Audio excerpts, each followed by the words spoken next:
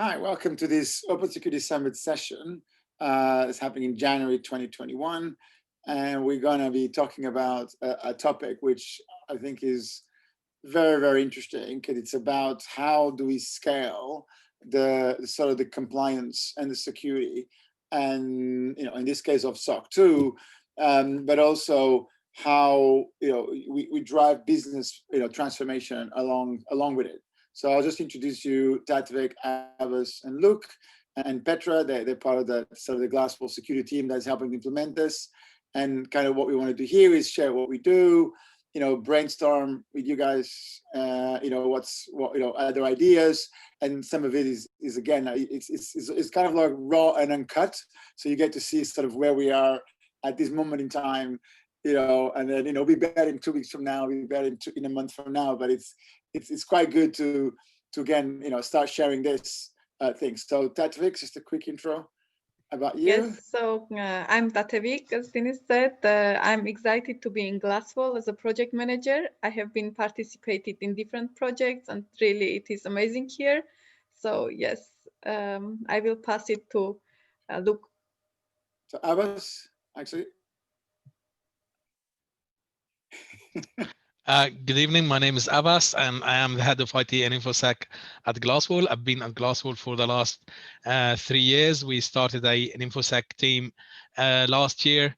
It has been a year with the team, so we are building a lot of processes. And one of the requirements for this quarter is SOC2, and we're going to discuss this with you guys tonight. So I'm very excited to start this project and to work with all of you tonight. Cool. Petra. Hi, I'm Petra. I'm a cybersecurity engineer in Glasswall. And me too, I'll be working with the team, InfoSec team, to get Glasswall into this big milestone, which will be SOC2. Cool. And then Luke, and then you can expand a bit about, how everything sort of fits together in the operation side of things.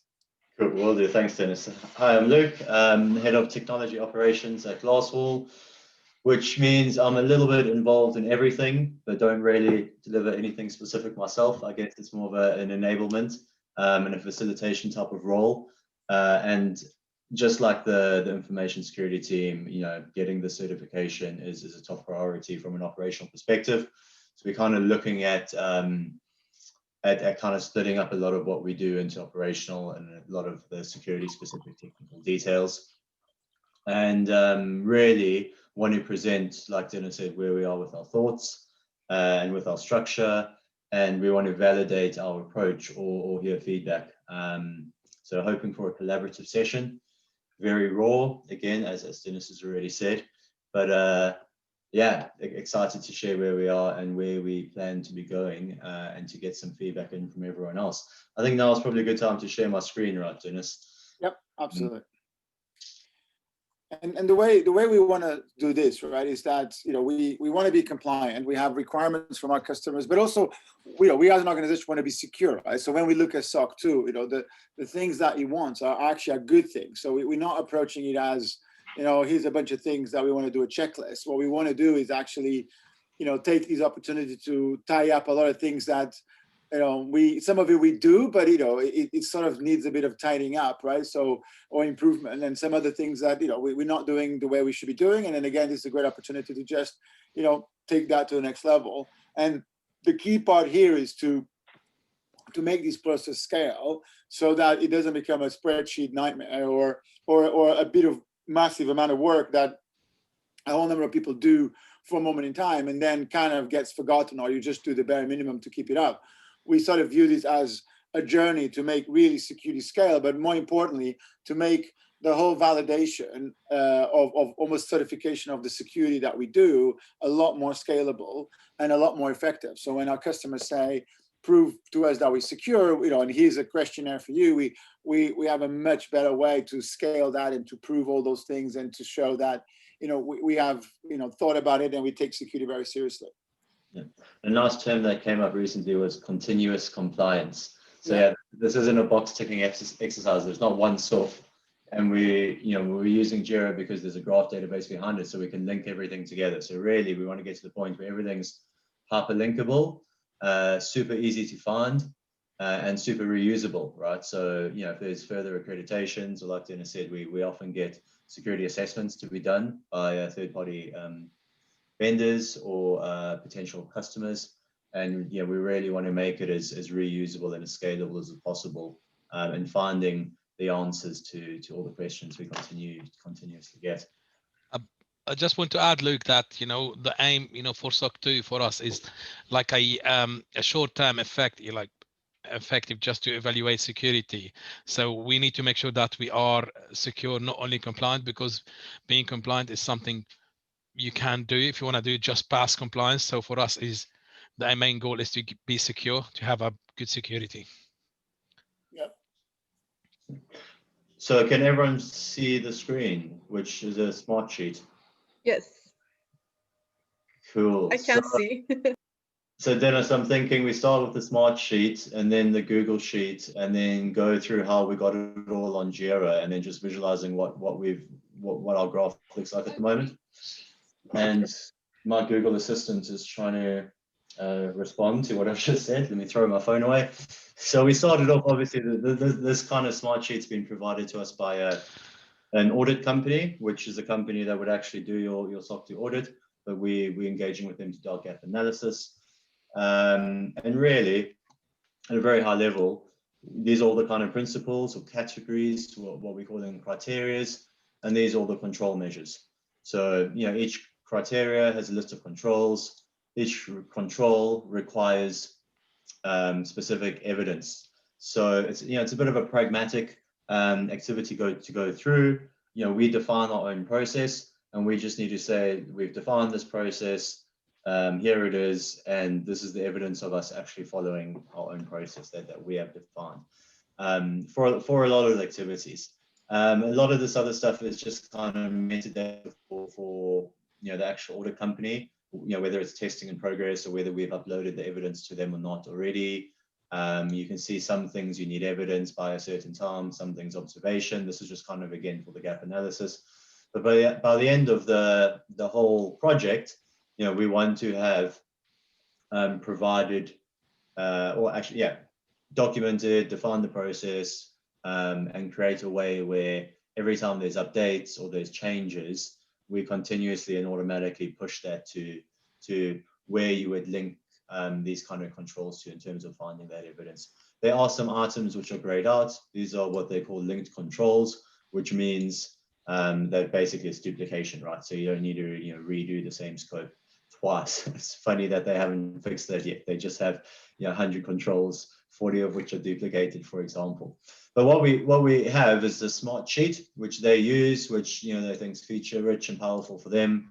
We migrated it to a Google Sheet, which is, again, it's the same kind of information. Where really what we care about is the criteria and the controls and the evidence we need to do for each of them. This status is around the audit process, so we can kind of ignore that for now. We downloaded that to an XLSS, and then we converted it to some CSVs, and we kind of filtered it out, right? So that all of these blue items are what we call controls. So we've got a CSV where each row in the CSV is a criteria, sorry, and then another one where each row in the CSV is a control. This was just done so that we could import into Jira using different issue types. So this CSV is just a dump into Jira, and we've got a criteria CSV and a control CSV, and just that, right? And then the power of that is we have a different issue type on Jira for SOC 2 criteria and a different issue type for SOC 2 controls. Now, what we do commonly on Jira is, rather than using it as a typical project management tool where you have a project which houses a number of different issue types, we usually have a single issue type per single project type, which are of the same type, right? The project is SOC 2 criteria, the issue type is SOC 2 criteria, which gives us a bunch of nodes and edges, right? Relationships which we can define, and we then, you know, using the graph database behind Jira, we can create really cool visualizations. So our entire kind of operational process, our organization, everything is mapped on this graph database, and then we can generate reports using different anchors. So starting from this control, what is the criteria it links to, what is the certification that links to. So we've got a new issue type called SOC2. There's a certification. If you click on that, you can see that it has some family of criterias. These are kind of coming again from the spreadsheet. So we know that we've got confidentiality as like a theme, and then a bunch of criteria underneath that. So we've got different themes. That also means that the fact that this is called Cert 1, it means that we can then have other certs, right? We can have other certifications, other more and more, less thorough, more thorough certifications, or even variations of it. And it just becomes this graph that will link those things. So if you want to have a SOC 2 Lite, for example, if you want to have ISO 27000, if you have other types of certifications, we can then add more issue types to it. And in this case, this is now going to be into SOC 2 specific criteria, right? Which is actually interesting, because this could probably even be changed to crew criteria, right? I think for this case, we actually are calling it, we actually almost hard coding the criteria, which I always find that you kind of want to strike a balance on what we call to create a new issue type. So I think once you have something that has more than probably 50 to 100 items, it's probably worthwhile have its own issue type, because you get a lot of also good, almost just metadata from even the ID. If you look at that, you got SOC2 criteria 32. We now know that for reference, we can start to, in the future, what we want is when Petra, Abbas, or somebody's doing a project, they know that is related to SOC, criteria 32, right? Or 33, 34, right? So you can start to see that flow, and then that becomes almost like why you're doing something, right? Yeah. That's interesting, because Abbas and I were chatting about earlier, because part of it is providing the evidence that you adhere to that control. And we were talking about, should we name it SOC2 Evidence? And I was like, let's name that issue type Evidence, because we would want to reuse that in other contexts, right? So we're naming that project and that issue type Evidence. So this SOC2 control has evidence, and you would link to the evidence issue, but that evidence issue is now reusable in other certifications, or other assessments, or other questionnaires, other situations, pretty much. So we got the confidentiality theme. You now have 2 different criterias, and each criteria has a number of different controls. You will note that the name of the controls is not ideal. The reason for that being is that these control descriptions are too long for a summary of a Jira issue. Sorry, let's go back to here. But we want to use what I've just done now, clicking through Jira, to visualize this. So that's okay. The description text is here. The requested evidence text is here. And everything that we see here, we can edit. So we very much have a lot of custom fields for all of our particular issue types, which are but even here, right? That's already important. Is if you look at this, even the control description, request evidence, and comments, there are already fields, right? Yeah. So that's not a blob of text that has a title and has a bold and has a thing.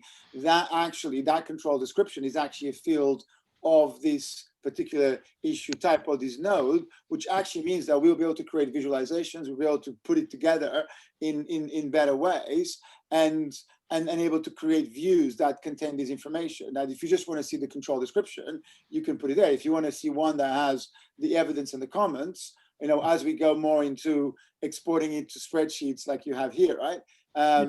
Is this spreadsheet created from Jira? Yeah, so this is cool. This is me jumping 3 steps ahead. Oh, cool. We can do visualization based on, again, whatever we want. Yeah, but that's very important. That and the key concept here is that every time you see a spreadsheet, right, that's a graph, right? A spreadsheet is fundamentally nodes and edges. And what we've done here in Jira, in a way, is create very rich nodes. So the nodes kind of have the ID, which is the C11, actually is the one at the top, control 2 CTR 153, then a title, and then this kind of high level fields, which is kind of tend to be more bigger text, right? So you can have, a lot of meat on it.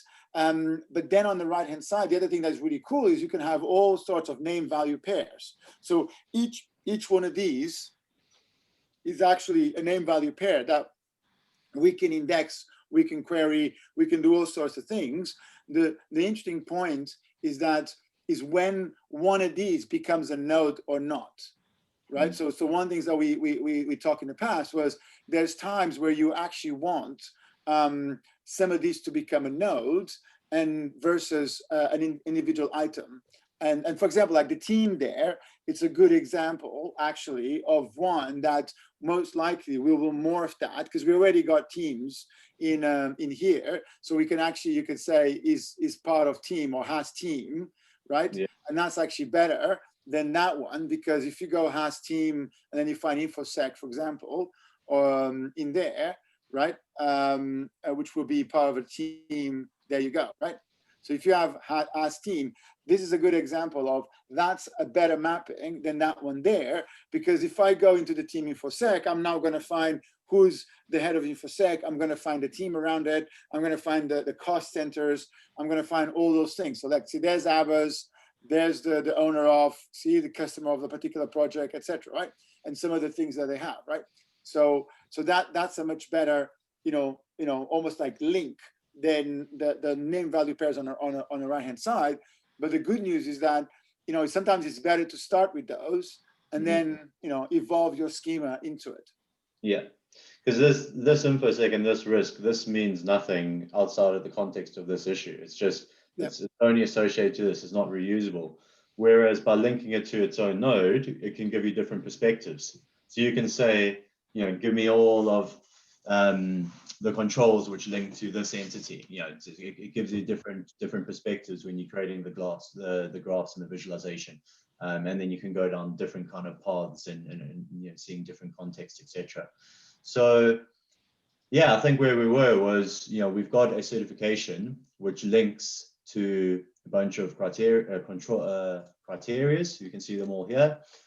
They link to a bunch of controls, which we know are named as per the kind of control identifier in the sheet, but that's okay.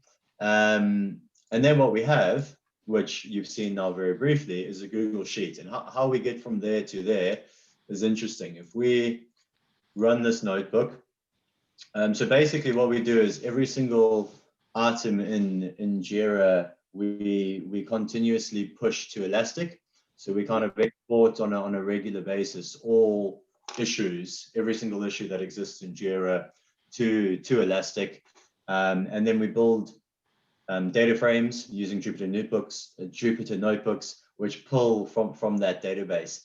And what we've done now, more recently, is every time, for certain types of reports, because Jupyter Notebooks is not very kind of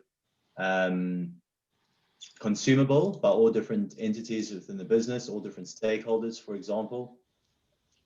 Let's just do a restart and run all on that guy. What we've done is we're pushing data from Jupyter Notebooks into Google Sheets and also Google Slides, which then gives us a much more kind of consumable, shareable, hyperlinkable way to capture this information. So all of this, this is just a data frame. Again, there's a bunch of code behind the scenes, which basically defines how we want to expand the graph, where's our viewpoint, where's our anchor, what we want to filter by, how we want to format it. And at this level, what we're saying is the anchor is, we go back up to the top, is this certification, this SOC2. And then the graph kind of says, give me everything that's linked to SOC2 using has SOC2 criteria. And then go down another level, has SOC2 criteria. Then goes down another level, has control. And what we end up is a list of criteria, all grouped by the theme, right? Each criteria theme has a list of criteria. Each criteria has one or more controls. And all we're populating now at the moment is the description and the request evidence and the team. But obviously, we're doing it. Let's just reload that. Actually, let's just now. We're using the team, which as we kind of looked at earlier, based on this field, this kind of custom field. Realistically, what we want to do is link to those different nodes. And then we can do the same visualization, but instead of pulling the custom field, we're pulling the other node in the graph that we're linking to. But again, this is hard. shouldn't underestimate how powerful this is, right? What we're doing here on that notebook, right? Even just that simple thing of consolidating the fields, you know, like the rows, right? So you can see multiple ones, right? That that is a graph, right? So if you go just to the top a little bit, look, what you have is just scroll up a little bit. Just scroll to the first one. Yeah.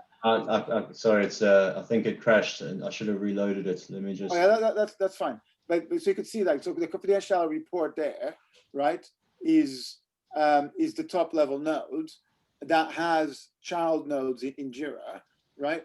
And then what we do with that is we create the graph, and then we think about what is the best way to present this, right? So if you look there, that process integrity control, that's actually the title of the top level node, right? That one has child nodes for each of those that are currently there as criteria. The entity goes there, the entity. And in this case, we didn't get value for showing the ID, but we could have literally on the left put P11, which is clear to what that guy is, or P1, right?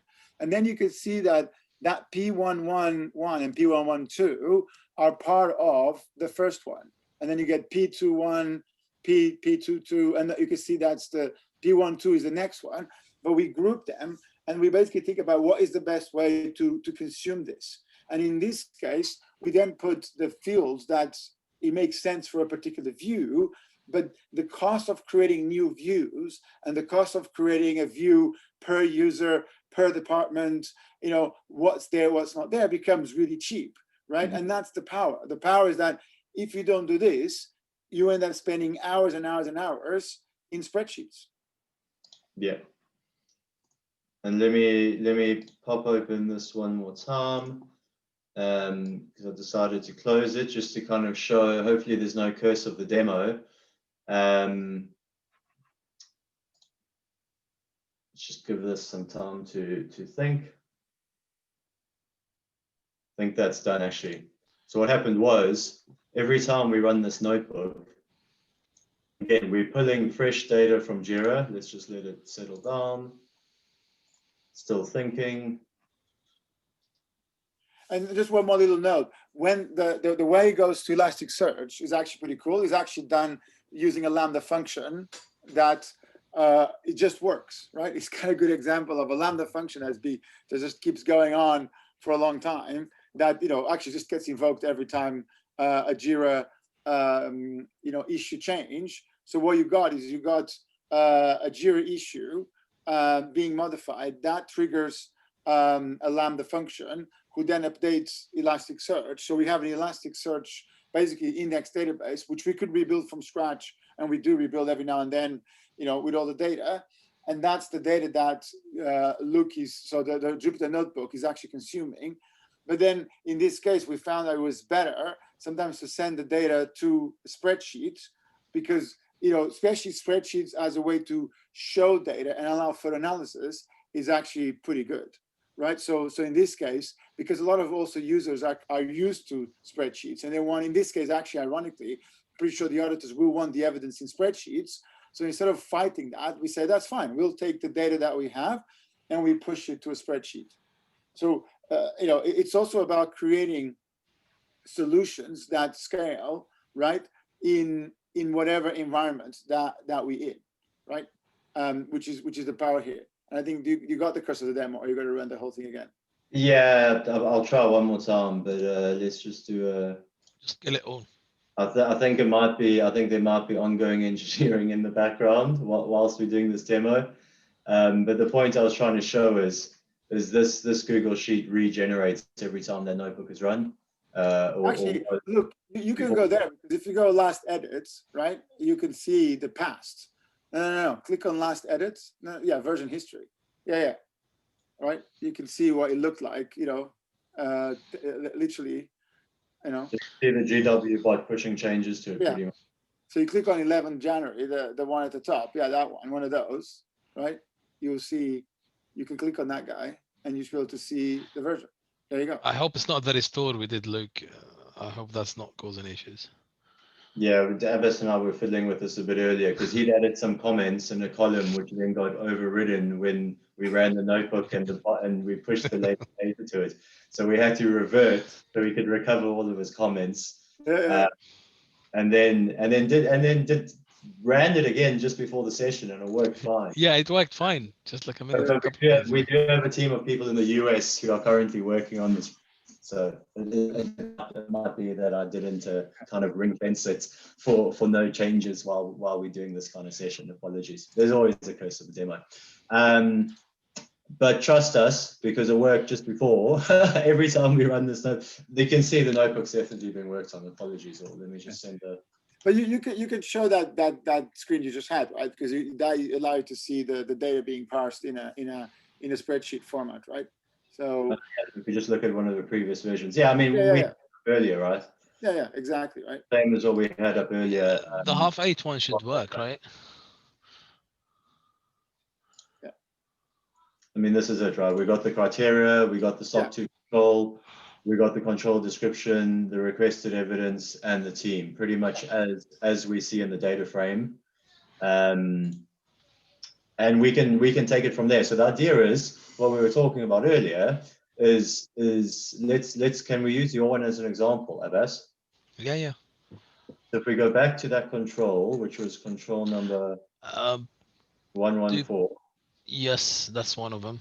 We can see that this control is being addressed by a story, which is a scope of work that lives, within a separate team or department, or, in this case, it's our IT team who's doing it. Because that's the linked control, we can actually see that if we review all of our security policies, that it aligns with both these two controls, and it's got some work that they need to be done. So we can now start creating visualizations on what is all the work, effort, etc., in order to address this control number. And once that task is done, those tasks are done, we'll go back to the control and we'll link it to an evidence issue. So for you to find the documentation for this thing, we've got a new issue type which you can hyperlink to wherever it is. We don't want to be duplicating it. So if this is, for example, where do we house all of our security policies, we're not going to clone them and dump them into Jira, but we'll create an evidence link issue type, which will then link to the source of truth.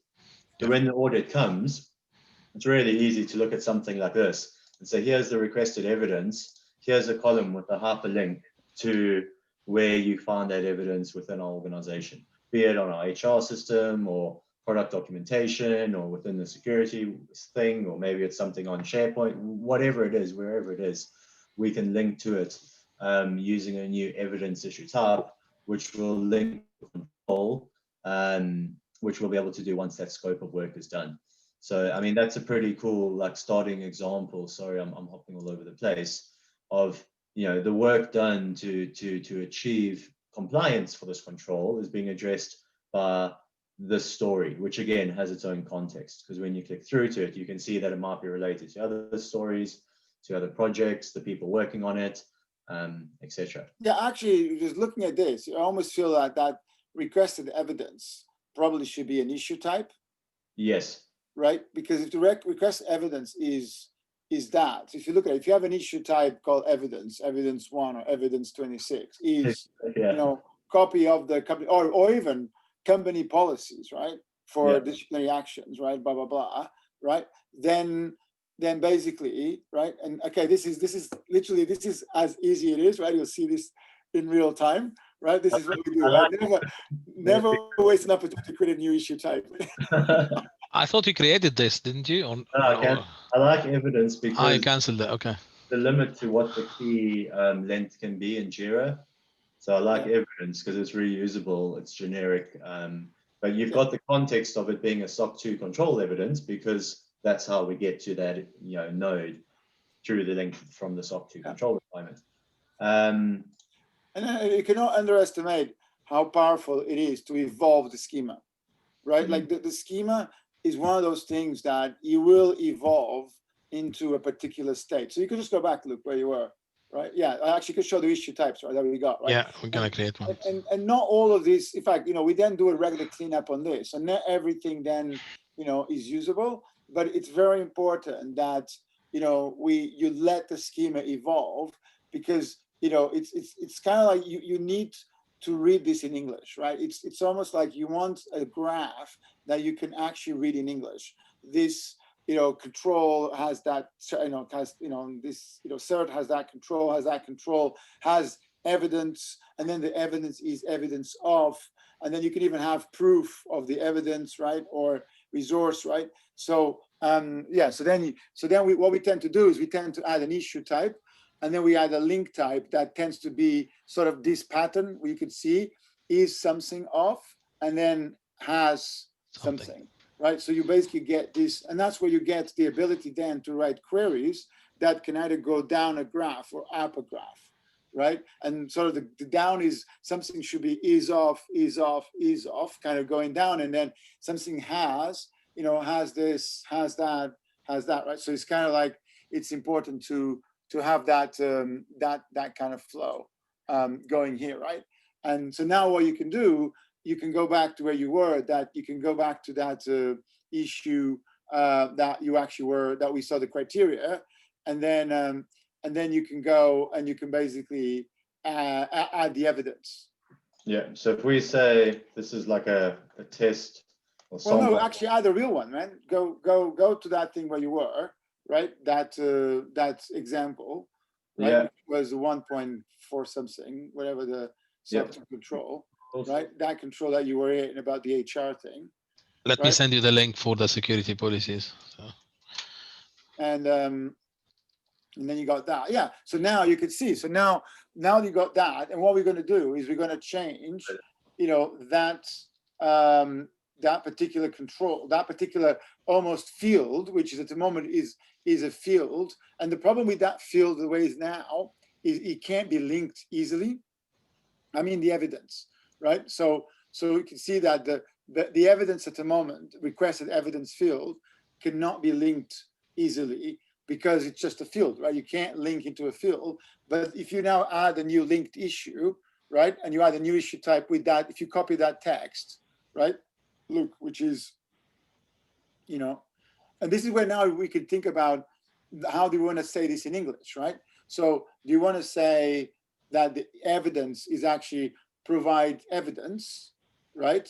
Or actually you need to do one thing. We need to create the new issue tab. Yeah. Oh, there, yeah.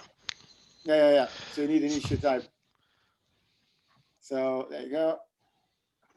And then, but this is very important because again, what you could see that what we do here is are we evolving the schema, and then going back to my point before, the objective is so that you can eventually read the whole thing in English, so that you can go up and down your graph, and knowing kind of like even if you're quite deep in the graph, you could always find the base project or the reason why you do these things, and almost like the why you do something is quite important.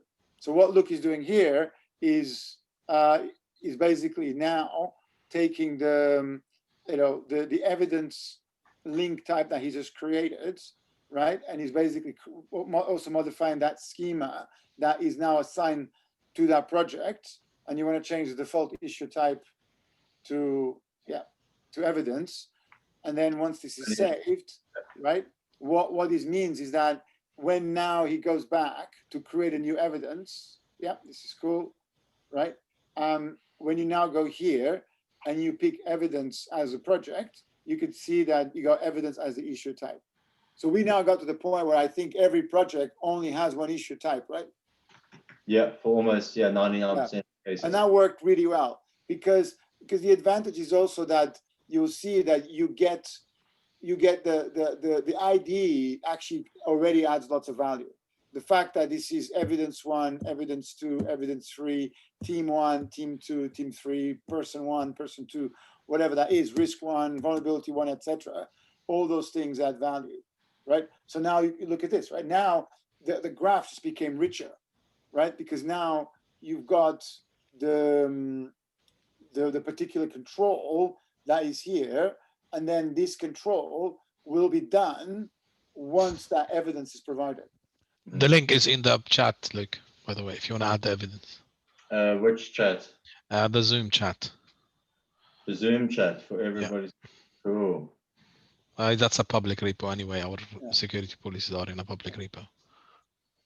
So then But I what think on this, we'll do is we'll spend a bit of time customizing what fields are available with this, Yeah. this evidence Yeah. issue up. But then, you know, it becomes a case of, you know, evidence links to the controls, and an auditor should be able to come into our spreadsheet and say, this is the requested evidence. Here's the field within that evidence issue type that links to it, and be able to just walk down the entire, I was about to swear there, sorry, I almost dropped an F-bomb. Walk down the entire kind of sheet that we generate using live data on Jira.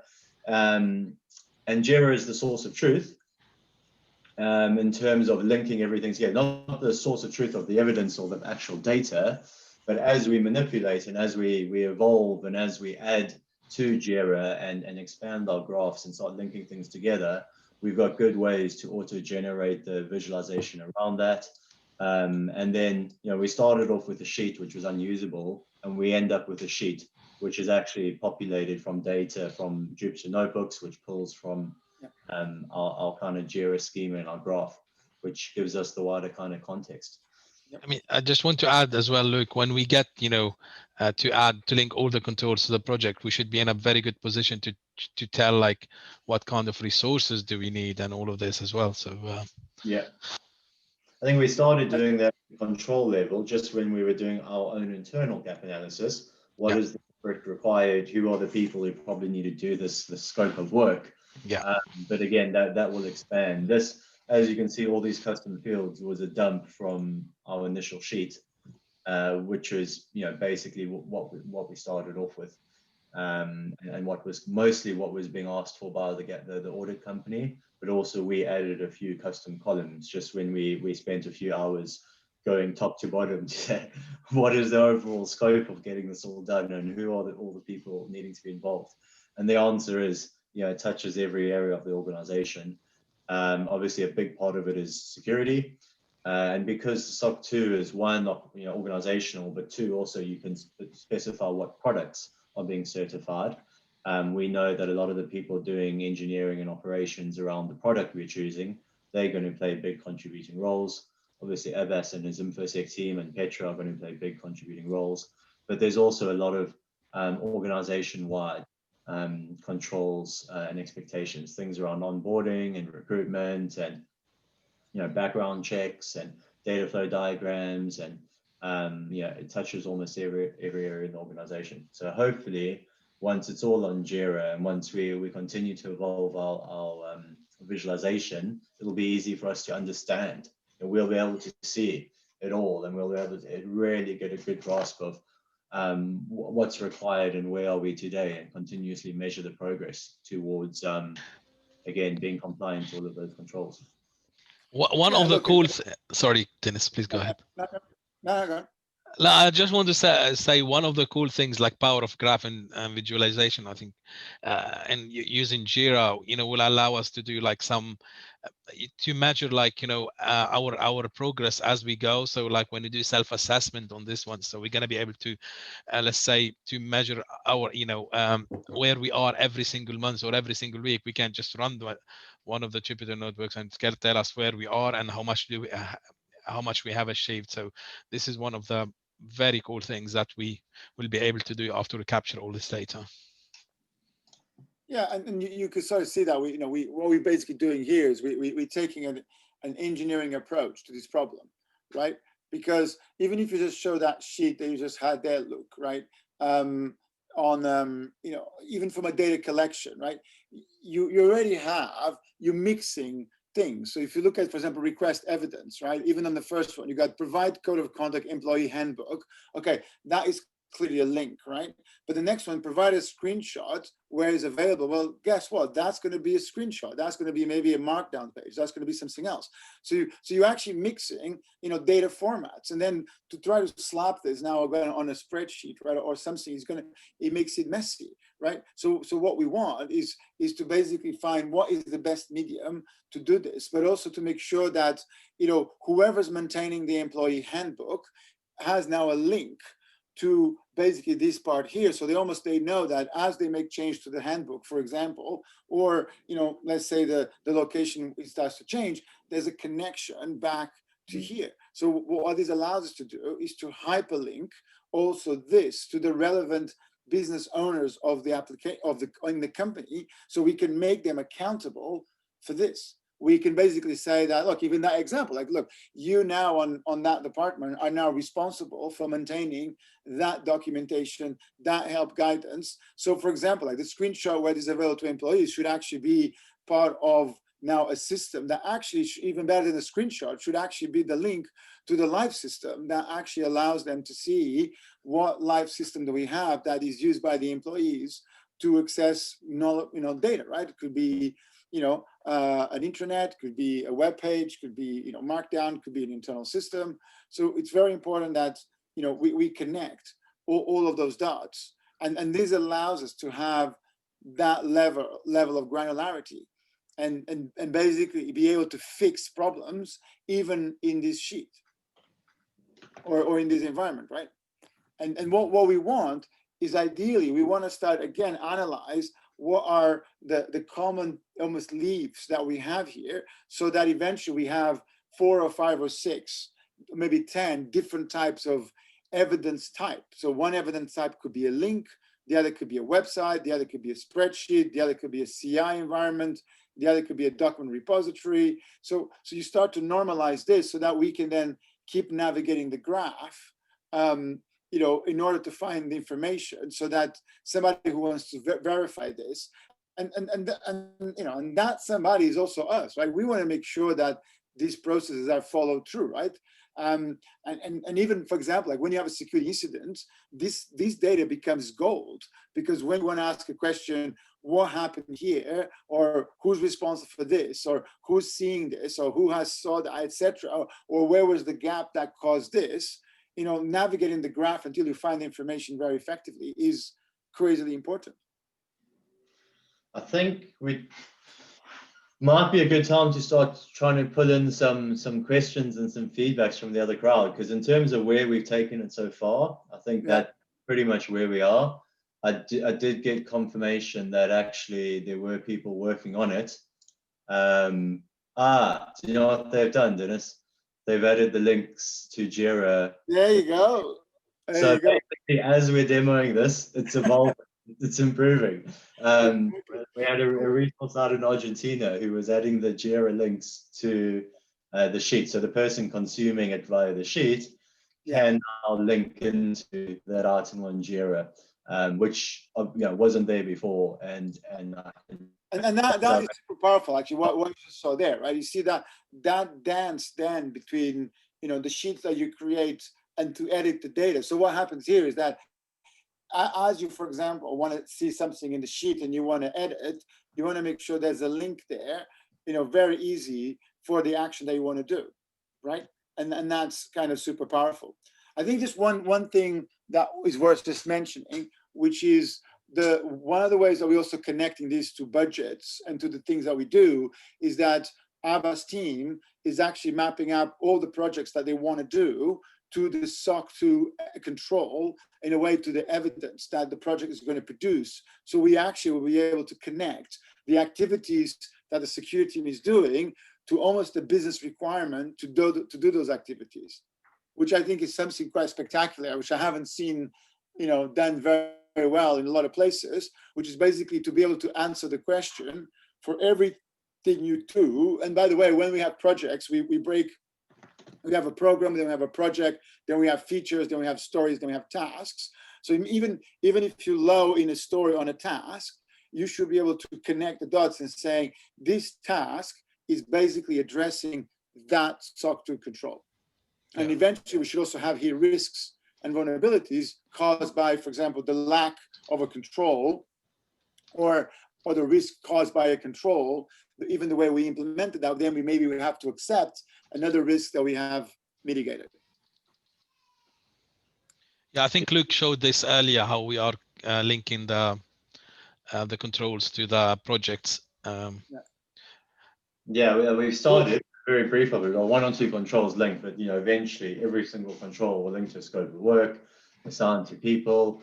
And so, a big part of this, SOC2 thing completely is risk, risk register, risk mitigation, contingency, what are our gaps, what is our risk acceptance?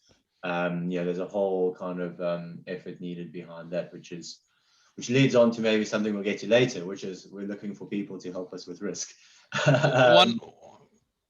Sorry, look, I just want to say one of our, one of the, when we finish SOC2, we should have built a very good risk framework. So that's the aim as well. So risk processes and all of this. So this is one of the aims of the SOC2. Cool. I had people apologize to me for editing this while I was demoing it. It was actually my fault for not telling them I was demoing it. So I said, don't apologize. It's my fault. And now I can actually demo the work that's been done. So it was actually really, really cool. Not the curse of the demo. We turned it around. Right, cool. So for the guys on the call, right? Like, what, any comments or questions, Eugene, Fabio, Jonathan, Mike, Nicholas, Rodolfo, right? Do you guys have any questions or comments? From my side, I'm working right now in a pretty much similar project, but like seeing how you guys managing to start linking everything and do some visualization, which the biggest issues on this kind of certs is that you actually prove the work you're doing, right? That's the hardest part overall, any kind of certification. So this is pretty, in my head, I didn't knew, it didn't work like that kind of linking that you can do it like very visually. So it's pretty amazing. Congratulations, guys. You're doing a great job with that. Thank you, Jonathan. Happy New Year to you, mate. Happy New Year, guys. Nicholas, do you want to ask your question? If you can unmute yourself, or do you want me to just replay it? Nicholas asked in the chat, how did you decide on which cybersecurity security framework to use? Well, that was easy, right? It's called custom to have SOC2. Yeah. So we had a lot of pressure from the sales team saying like all the time that SOC2 is something all the customers are asking for. So, and that's why we went for SOC2. But our plan is to do SOC2, ISO 27000 to go around the houses, right? And the idea is that by the time we finish SOC2, we should be able to do a very good gap analysis on ISO 27000. And again, and understand what are the things that we're already doing that it's there, what are the things that we just need to rewrite, almost the name, or if it's going to be interesting if the evidence can be reused, right? So it's going to be to see where is the point of juncture between two different standards, right? And it could be the evidence, right? Or it could be maybe another step further down, right? But the idea is then to be able to get a good sense of, of where we are. And again, that gap analysis is something that we're going to be able to calculate programmatically here, because we're going to be able to now get weekly reports, if anything, even daily reports, right, on where we are in compliance with each of these steps. Yeah, I almost want to, but I'm scared to open up our SOW tracking, which is basically visualization on a similar kind of mapping we've done, but obviously to deliver a statement of work to a customer, where you've got the requirements for all the deliveries, but each requirement links to features and projects and tasks and work needing to be done. And we've almost got like little bar charts that generate, again, based on Jira data. So we can say that, this requirement requires the delivery of this scope of work, so engineering work, and it's linked, but it also links to the proof of us actually, like the test criteria and the execution steps and all that kind of stuff. Because we need to now deliver the project software deliverable, but also the validation requirements on how to deploy and interact and test and validate it. And then, those are different kind of deliverables that we need to do. And we've got a report which we generate, again, using the same workflow. Everything's on Jira to a notebook to a Google Sheet, which then generates bar charts on progress. So we can see for the software deliverable and for the reporting deliverable, we can actually see percentage going up closer to 100%, each and every day, which is really, really cool. Yeah, go on. No, please go on. I was going to say, and the best part of this is that when we get to the part of having to provide business owner reports and almost like accountability and even the teams are delivering, it's going to be easy to create the slice for them. It's easy to say that person only cares about X, Y, Z. So for example, like the power of linking something to a team, it means that from the team, we're going to find the business owner responsible for that team. So that means that there's an interesting thing that we do where we create these graphs, and it's worthwhile maybe showing the graph. Look, if you want to just generate the graph and then maybe go offline and then bring back the graph, right?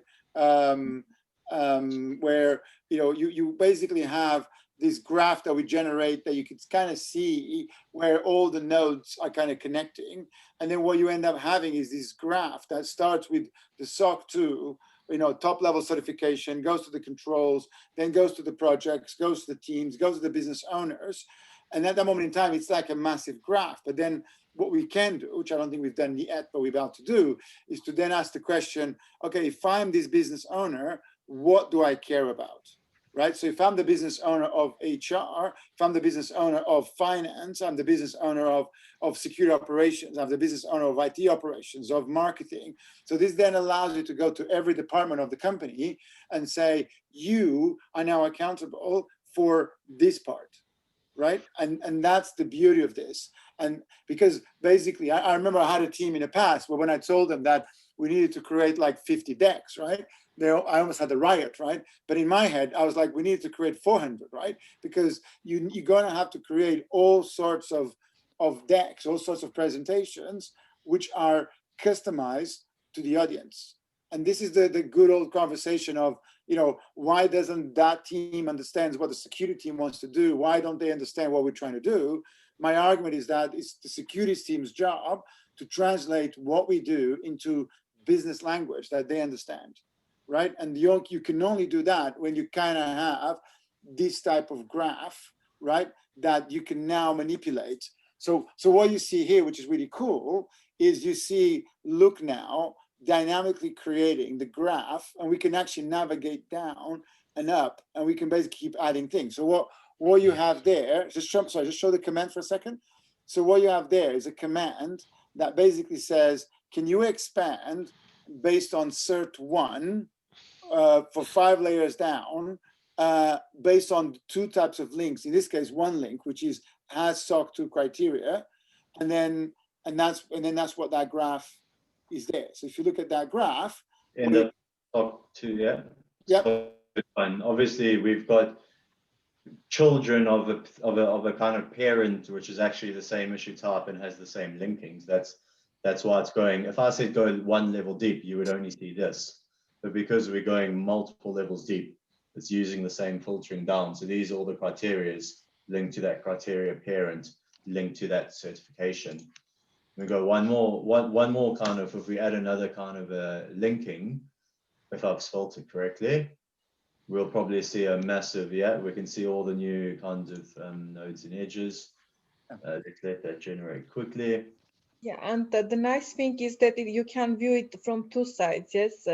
For example, if you have some from this end and also for the other end, it depends what is more interesting for you. If someone assigned or something, you can write the graph from the other side as well. Mm-hmm. Yeah, so now you can see that you're now going a level deep, right? So now you get to see as SOC2 control, so basically there's the criteria, now there's the control. So if you now go as evidence. Has evidence, yeah, I was just thinking. You're gonna find, yeah, and if the Slack guys are watching this, here's a perfect example of why that feature that I keep asking, the Salesforce guys are seeing now that they're going to own it, right? Is that in the past, you just be able to press up and you get the command, where now it doesn't work, right? So you have to do this. Exactly, it's such a freaking pain. So you can already see, right? You can already go that the other one has 218 nodes. This one has 219 nodes. 218 edges, right? And you will see in there you go, there's the long dude of the evidence that we just created earlier on. Yeah. And then this is where it gets interesting, because what's going to happen now is you could see that the graph up until this point was very sort of symmetric, kind of very, very neat, right? Basically, this guy had these childs who had those childs who had those childs, right? But the power in a way is that Now you're going to get an evidence that might actually address multiple of these, right? So you now can have one evidence can actually kick off a bunch of different things in here, which is where you then get some interesting things of understanding the level of effort, but even the value for money or invest in certain things, or where you want to focus on, and how far you are from completing the whole thing. Reading Eugene's question, and I think we've got an answer for it. I'm just trying to see if I can find an example of the answer. Yeah, so what we do, Eugene, for that, right, is that basically so I guess one thing we haven't shown is the workflow, right, on the issue. So each issue has a workflow, right? And the workflow is almost a state, right, that you have there. So again, so this has not been done properly. Well, not done properly, sorry, has not been completed, because what you need here, for example, you can add it now, right? Just go and add it quickly. So you go view workflow, right? You should be able to, can you edit the workflow here? We might need to go to some of the other workflows that we have. Yeah. And so basically, yeah, so the logic is then you're going to have a workflow, and in the workflow you're going to have, for example, compliant, and then the status is going to be based on that. So actually show the SOW. Where's find the SOW workflow, because the SOW has the compliant, right? Let's see, there you go. So here's an example of a more complex. And by the way, the reason we do this now in kind of a Jira is because we care more about the sort of the user experience, to be able to jump around than not to be blocked. But you could see the status here, right? You got new, it can be blocked, it can be untracked. Maybe you get some content design and consumer review. Then there's, you can test or you can test it. There's non-compliant, partial compliant, compliant with bugs, and compliant. So even the last four are very solid states where we can basically now measure, for example, how far are we from being done. And the reason, for example, we added compliant with bugs is we found that there's a big difference between we're totally not doing this, we're doing some of it, we sort of kind of doing everything, but there's a couple of bugs that, if you really go by the very, very sort of thoroughly on the criteria, yeah, you're not passing, but you're very, very close to the end. I found something which is old, it seems to have nothing, something on there. So again, this was for the thing I was talking about earlier, where we've got a development status and we can track based on the workflow. We've got reporting, which again, we can track progress based on the workflow status. And then there's different issues, a different issue type, which again, we can track compliance based on the workflow of that issue type. So these are all pulling from different issue types, but they all link together. And they give you different, that's engineering completion, that's validation completion, and that's compliant against the requirements of the work scope completion. So we can track it all. And again, this is all pulling from, this is really old and I'm scared to click the update buttons, but this is all pulling, will eventually pull from, these are slides which pull from sheets, which pull from a notebook, which pull from Jira. So as you update Jira and you run the notebook, you get updated data. And this is, and the thing about this, right? And I feel that there's I've in the past, sometimes when I do some of these, people go, this is great, but it feels, where do I start, right? Like, this is already too advanced. And the bottom line is that it's actually a sequence of events, right? It's almost a direction that we're going. And actually, you're seeing here that this is pretty quite rough still, right? And also what we're doing is we're using the best of the technology stacks that we have in a company. So for example, like if we had a big data analytics center and a very strong data analytics team, and they were using all sorts of analytics tools, that almost all we had to do is give them a sheet or give them a CSV or give them a JSON feed, and they'll take it from there. Then we'll do that, right? And maybe even if we end up using on the other end, maybe they were using Google Data Science, thing, or maybe they were using Power BI, or maybe we were using, ironically, we actually pump this to Elasticsearch.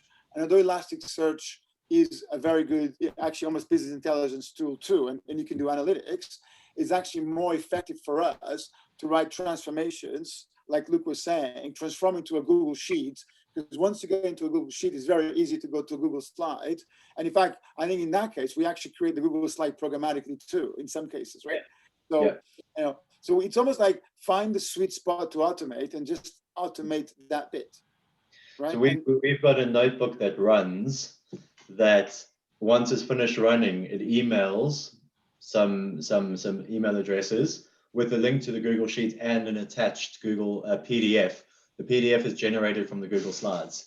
So we create the Google Sheet, we create the Google Slides, we generate a PDF, we attach the PDF to the email, and we email it to the relevant stakeholders. So if they want, they can open the PDF and then kind of slide through all the slides, or they can click the URL to the Google Sheet and consume the data that way. And the Google Slides are important because the Google Slides give you for free the PDF, for example, right? Because once you got a Google Slide, there's literally a command, right, to which you can programmatically. And by the way, I think all the code that powers this is open source, right? It's on the project called OWASP Security Bot, right? So that's basically just about all of it, or most of it is open source there, at least the fundamental bits. And that's a good example that once you get into a sheet or a PDF or a slide, Google Slide, you get the PDF for free because you just literally call a command and say export as PDF. But the nice thing of the Google Slide is allows you to think about what is the story that you want to tell, right? So suddenly, for example, creating a slide per project, creating a slide per control, you know, it's not a lot of hard work because it's just literally, you know, a loop that goes and creates all the slides, right? And that again makes a massive difference because it means that every team can now receive, or every individual involved can receive 3 or 4 slides that tells them, here's the status of what you're doing, here are the projects that you were involved, here's your tasks for the next week, right? Get on with it, right? And once you're done, you get everything is green, nothing to do here. But the real power is to basically empower the individual and give it context on what it's doing and understanding how much of the needle they are moving, while creating a whole body of evidence, which is kind of what we also need to do from a compliance point of view. I'm excited. I'd love to hear if there's any kind of glaring, you know, kind of obvious things that people could point out which they think might be challenges, or there's any kind of feedback or kind of proposals for different kind of ways that we could try and, you know, similarly achieve, you know, the same end result. Or if there's any more questions in general, it'd be great. Yeah. I can add something if you don't mind, if you don't mind, if no one has a question. So I'll wait.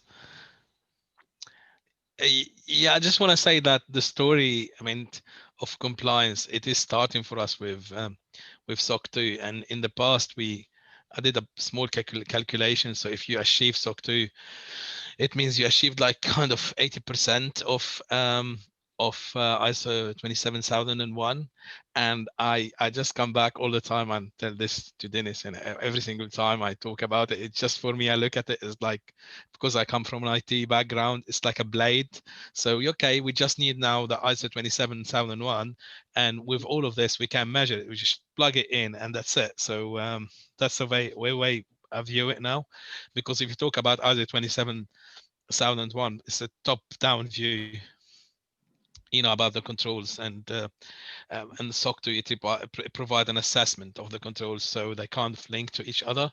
And I think every other compliant compliance there is, you know, is gonna, when you're gonna go and look at it, it's security compliance is gonna, I think, contribute like a big percentage when we finish, let's say SOC 2, it's going to be there, like 70% of compliance A is going to be there because we have SOC 2. Then we add ISO 27001, it's going to be, which means it's going to be like 80 or 85%. And hopefully we can get to that level where if there is a new security compliance, and, you know, with COVID, and I'm not going to be surprised if we're going to have a new one, but I meant to, yeah, so it will be much easier for us to go and be compliant with it. So. But look, the bottom line is that we want to be compliant to an alphabet soup, right, of certifications, right? And even when we're not compliant to some of them, we want to be able to say we're not compliant to those 10 things. And we actively choose not to be compliant because we don't believe it matters for us. And if somebody wants to argue, we can argue and we can agree or disagree, right? But then we could say that, you know, we are compliant 100% to this one, 80% to that one, etc., and then be able to say why we're not compliant to certain components, right? Yeah. And the interesting conversation hopefully is next month, where we can come back and say, look, for these controls, we have this evidence and we have this proof. Is this okay? And I actually would like that to be an industry standard, so that we don't have to reinvent the wheel. So we can say, is this an okay, you know, evidence or okay practice or activity with this type of evidence for that type of control? And the more that is industry standard, the easier it is to measure, right? And the easier it is for us to scale, and the easier it is for other people to do the same thing. But even like, if you think about it, like, we have our own suppliers that we want to push this down to, right? We want to make sure that whoever we buy services from and we implement things, we go to them and say, hey, you guys should be, you know, doing these things. And if they have access to a graph, they have access to a module that, you know, is hyperlinked like this, then again, they can scale. And some of these things are, you know, it's not unique to Glasswall, right? You know, it's not, you know, our job is to build a great CDR engine, right? The fact that we are secure is just a way to deliver that. So the more we can leverage the community, the more this becomes an industry standard, the easier it is for us. And that's sort of, I think, the model, you know, that we're trying to do here. And being cheeky, one of the things we're doing is we're actually hiring for this. So we're hiring a risk compliance officer, right, and a risk compliance engineer focused on putting, you know, scaling. What's the title? Scaling using Jira, right? Let me find it. Yeah. Yeah. So if you know anybody that is interesting, so basically anybody who's seeing this and gets excited about this should apply. Automating SOC 2 using Jira. Yeah. Because I think this is it's a game changer, right? Like you get this right. It really helps, you know, us, but also ideally will help the industry, right? Because this is a way to scale and actually make compliance cost effective, which is super powerful. Yeah, for me, it's always it's always like a scramble, and then it's a duplication, and then everything's out of date, blah, blah, blah. But if we can get this framework right, as our processes evolve, as we continue to conduct certain things which are part of the evidence, you know, there's no big effort in terms of the link, you know, from the evidence in Jira, which links to the control, links to the source of truth of where that thing lives. And as it grows and evolves, that link is always pointing to that thing. So it's not this copy paste stuff, doesn't go out of date. You don't have something existing in 5 different places because you've got it here for this certification and here for that certification, and these people access it here and over there. So it becomes a lot more repeatable, which is not something I've experienced in the past when going through similar kind of processes.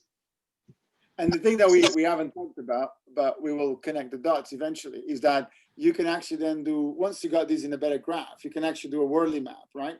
To understand how mature, right, each of those controls are, right? So for example, so eventually I want a situation where we actually have tests or integration tests or something that goes to an environment, makes a bunch of checks, a bunch of assessments, and writes the outputs, right, into an evidence location. That's almost a compliance as code, right? That's where you codify your compliance. And that's, for example, like a control that has that is a lot more on the product, on the commodity space, versus a control that requires manual check, requires a manual activity. So, you know, something that is manual or is almost an art form, you know, it depends on the individual. It has to be done by a specific individual. It's almost Genesis. Something that you kind of have, you know, a workflow, a pattern is on custom build. Something that you can actually run it is almost a product that you can replicate it, but it's still a bit of manual process, but you can at least replicate it. You know, it's a product. Something that is automated is a commodity, right? So again, it'll be very interesting to, you know, in a company, for example, you know, if you take a SOC 2 analysis and a SOC2 review of all these items that have a lot of things on the right-hand side on commodity, it's a very nice, mature workflow. If you have a lot of activities on the left in the Genesis and custom build, then you know that the huge amount of stuff is manual, which most likely it's a one-off exercise. It's a, you know, it's a kind of, again, it's a custom activity that you do every 6 months or every 1 year, but doesn't have scalability. And that's important because this is where it's not just about being SOC 2 compliant, is how you are SOC 2 compliant. Hey guys, can I just ask a quick question? Sure. Yeah, well, this is definitely a game changer. And even though you guys are on the early stage, I think you will easily get to a level of maturity quite soon. And it's actually very impressive. My question is, early on the call, you mentioned that you potentially at some point you can have tasks associated to a project, and then the project has an owner and etc. And ultimately you can link tasks to controls under the SOC 2. So the actual question is, who actually links the tasks to the controls? Because to link the task to a control, you need to know exactly which controls you have, so you can actually know to which one you are going to connect with. So is that the security team which is aware of all the controls, that is going through all the tasks for all the projects and try to connect and make a connection between both? Or is actually the project owner which will potentially have conversations with the security champions that at some point we'll know the controls that we should be connecting to? Dinis, for an answer, I've got a thought in my head. So I mean, I think that's going to be a combination of one, the delivery manager that we're also looking for to help us do this, and then it's a combination of myself, you know, playing an operational role, who understands all the ongoing projects, all the teams, kind of like the kind of organizational hierarchy. So you know, if I'm able to know that this control is needing to be done by a scope of work that doesn't exist, we'll need to create it and delegate, you know, project owners or people, etc., etc. Or if it's a scope of work which exists already, you know, kind of make that correlation. But it's going to be initially at a high level done by myself, Abbas, and Dinis, you know, working together, because we know all the ongoing activities. And if there's nothing that exists that we can map to that control, we know that there's a scope of work that's not yet defined and needs to be done. And at a high level, it'll be given to an individual who's responsible, maybe a team owner or department lead or a project manager, and then they'll have to break it down. And so that at the end of it, they don't have a high level project linked to the control, but a specific delivery. And then that's just kind of how I'm envisioning Dinis. I don't know if you're thinking differently.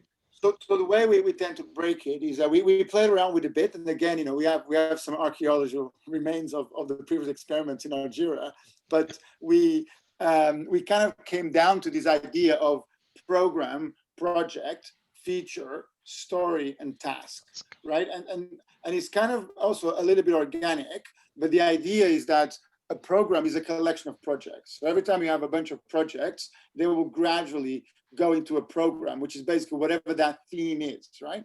And in a way, whoever owns this is whoever's department is going to be responsible for executing that project, right? So then the project should be delivered by features. And this is where you kind of have to be disciplined, because the idea is that technically, once you finish the features, you should finish the project. And if that's not the case, then you have a bad definition, right? Either you have projects who are too wide, or you have, you know, features that are too abstract. So it's important to have that. And then between there and stories and tasks, it's almost like how granular you want to be in there, right? And the irony is that, not the irony, but the model is the further you go down, the more you are into whatever specific domain that thing is, right? So there's a piece of work here, which I think is done by, you know, the security team, by the risk experts, right? So there's a piece of work here, which is, you know, how does, you know, this control, you know, what's the evidence that I can show to do that control, and what's the activity that should be done to basically provide that evidence. So by the time you hit here, you're talking about a project, right? You know, something that needs to be done. And the thing about projects is that projects have an owner. Projects have a beginning, middle, and ending. Projects have, in a way, they should be measurable, and in a way they can be costed, right? So each of these then can have a pound sign or dollar sign or whatever, euro sign attached to it, right? And that should be the one that is funding that piece of work. Now, it might be, and we have cases where the team wants to use Azure DevOps, or the team wants to use GitHub, or the team want to use spreadsheets, right? At that moment in time, we almost let the team decide, and that's why it's important to link that object to a squad or to a team, right? Depends on what model you use. Then it's important, let them decide whatever they want to do. In fact, one piece of work that we haven't done completely is to almost abstract that, so we actually can bring the GitHub stuff into our Elasticsearch. We can bring the spreadsheet into Elasticsearch. So when we actually do a graph, we could almost, even although our Jira might not have the data, we can still query it as a graph. But the people, going direct to your question, the person that is responsible for maintaining that, in a way, is kind of what we call the delivery manager. Some people call project manager or project owner, but it is whoever's accountable for delivering that is the person that should be maintaining the tasks and the activities. Now, the advantage for them to put this data in Jira, to put data in this, is that we then don't have to keep probing them to tell me what is the status. And that is very powerful. It also means that we can create feedback loops where we can go and present the reality and saying, this is what's happening. And we already had cases in the past where we'll present, for example, that dashboard and reports that Luke was saying, and there's one there that you couldn't see very well, but had more detail. And then people will say, well, that's done, right? And I finished that, and that status is not correct. And then we go, well, go and update on Jira, because at the moment, your team is not delivering this, right? So it's important to create those feedback loops. And that's the power of the linkage, is that they can also see that their small project is actually moving the needle over here. And in fact, their small project might be the difference between a whole section not being compliant or not. But unless we can see that, it's very hard to connect those dots, unless you can actually see that connection. Fabio, did that answer your question? Yes, definitely. Thanks for that, Dinis and Luke. Appreciate that. Cool. Any more comments, man? Like, what do you think of it? What challenges and what other things you think we can improve, or especially on the evidence side, how to make that scale more? And has anyone done SOC2 on this call? Nope. I haven't. I wouldn't say sadly, but I haven't.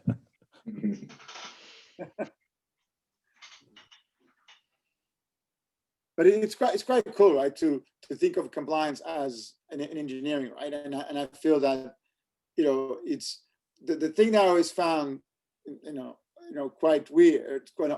Not sad, the right word, but is I find that you can have risk teams that have 20 people, right, or 30 people, or 50 people, or 100 people, and they have no developers, right?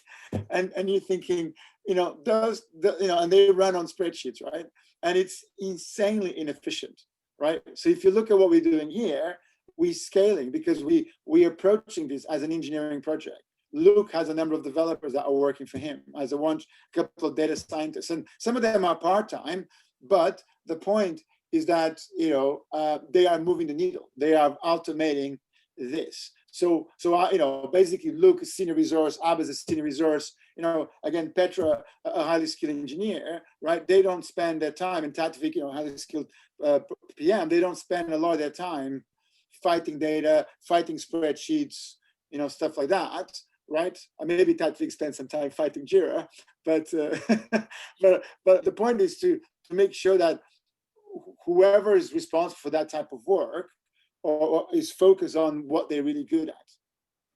And the reality is that some people love maintaining Jira, love maintaining graphs, love maintaining the connections, love all the sort of documentation side of compliance. And other people just love doing the work.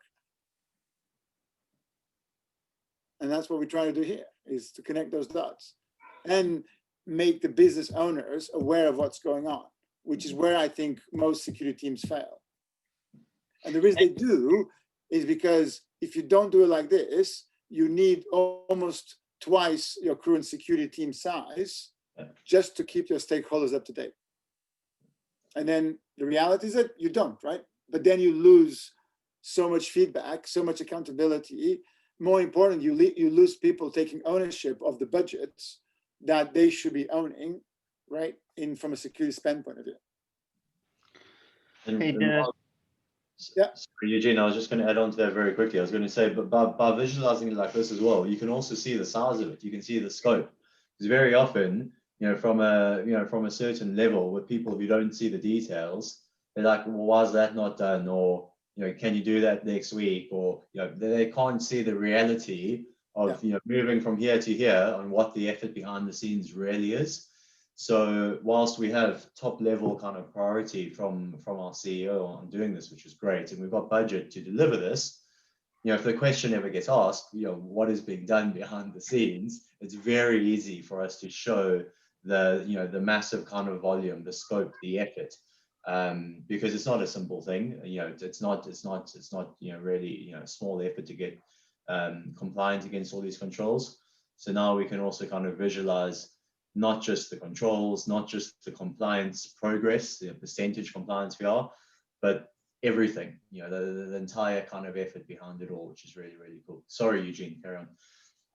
Hey, no, thank you very much for sharing. This is great. I think you're definitely on the right track. The question that I had, have you thought about integrating with any cross mappings framework from the very beginning, like SCF or UCF? Because you start with SOC2 and the others will follow. And most of the time, whenever you get that one of those RFPs, they try to throw in a whole bunch of well-known frameworks. Most of the time you enter and they're like, okay, well, they don't follow up, but it's going to be like, oh, I complied with SOC2, I complied with, I don't know, PCI, I complied with NIST 853.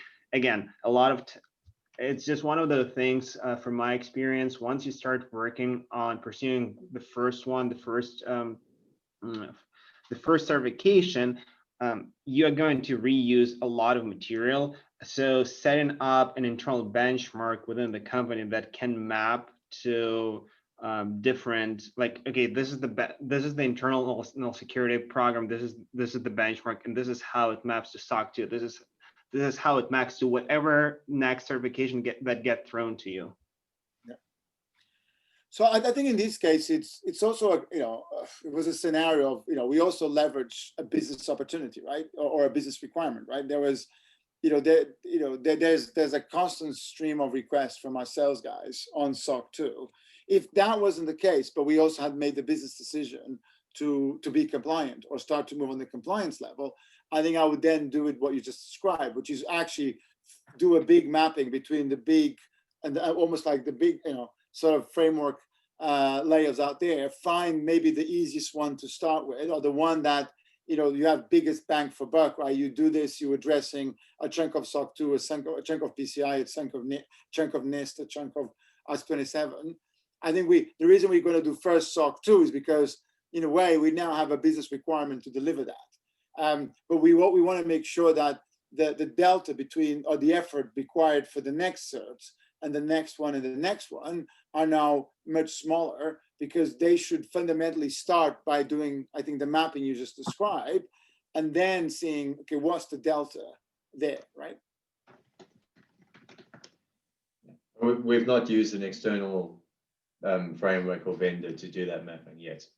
Yeah, there's a great piece of work done by Ben Schofield, and he kind of shared in the last summit.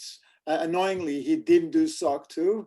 So I think he did NIST and ISO 27000 and another, because again, that he came from that world. But he was also trying to map out, almost like once you get down to the evidence or to the activity, how does that apply to multiple standards, right? And I feel that there's a great, piece of work here, or even business opportunity for somebody. But there's a great piece of work to create these graphs, right? And by the way, the stuff that Ben did is actually open source. It's actually on Open Security Summit, one of the repos, where there is that correlation of saying, once we've done this right, how much of the needle have we just moved in X standards, which is super powerful, right?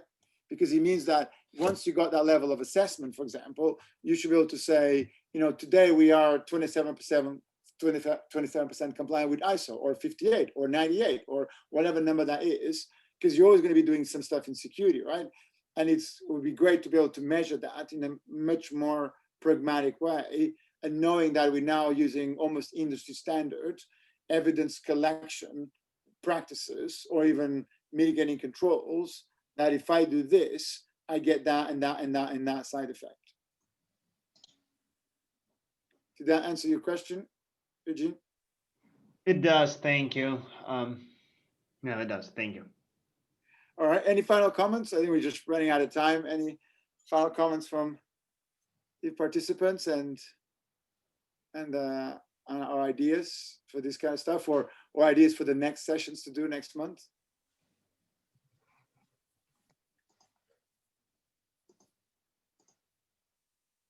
All right. So we are exactly in time. Abbas has posted the link to the jobs that we have in Glasswall in the chat. So feel free to look into it, follow it, and very nice and productive communication. Thank you, everyone. Thank you. Thanks for joining all. Appreciate the questions and feedback. Thank you guys for the Cheers, intro. thank you. Cheers. Here's great. Stop the recording. I can stop it too.